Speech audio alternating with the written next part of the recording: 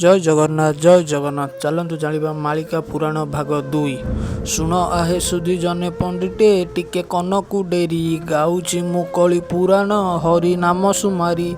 ଯାହା ଯାହା ସବୁ ଘଟୁଛି ଏଇ କଳି ଯୁଗରେ, ଗୋଟି ଗୋଟି କରି ସବୁ ଗାଉଛି ତୁମ ଆଘରେ।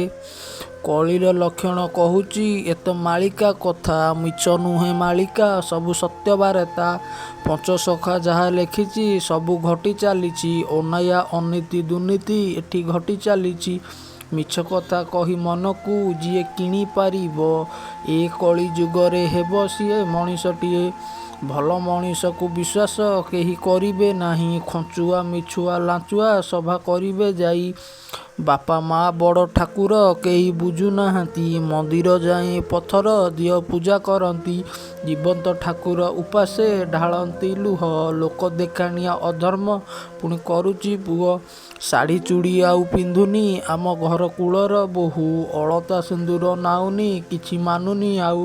ନିଇତି ଆମିଷ ଖାଉଛି ନାହିଁ ଦିନ କି ବାର, ଓଢ଼ଣା ଦଉନି ମୁଣ୍ଡରେ ଏତ ମୂର୍ଖ ଖବର। ବାପ ପୁଅ ବସି ଏକାଠି ପୁଣି ପିଇବେ ମଦ, ପାପ କର୍ମରେ ବୁଡ଼ିବ ହୋଇଯିବେ ସିଏ ଅନ୍ଧ।